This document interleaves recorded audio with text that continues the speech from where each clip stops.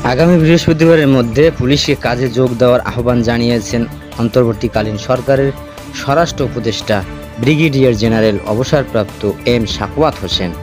এই সময়ের মধ্যে কাজে যোগ না দিলে চাকরি থাকবে না বলেও জানিয়ে দিয়েছেন তিনি।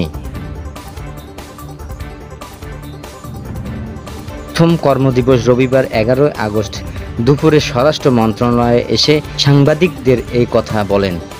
এ সময় পুলিশ সদস্যের উদ্দেশ্যে তিনি বলেন, পুলিশের ফোর্স এখনও জয়েন করেনি, তাদের জন্য শেষ তারিখ হচ্ছে বৃহস্পতিবার।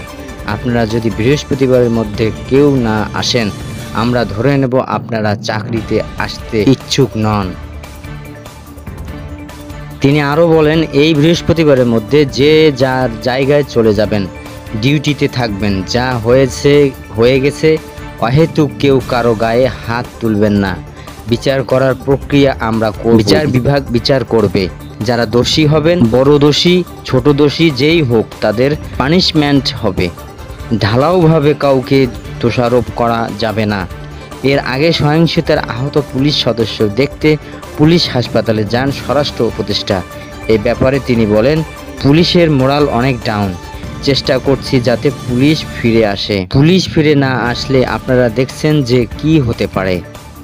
তিনি আরও বলেন, আপনারা এখন দেখছেন পুলিশ ছাড়া আপনারা নিজেরাই সাফার করছেন। রাতে আমার কাছে টেলিফোন আসে, অমুক জায়গায় ডাকাতি হয়েছে। আমি বলি যে আল্লাহ আল্লাহ করেও আর কিছু করার নেই, কি করার আছে? সেখানে পুলিশ না থাকে।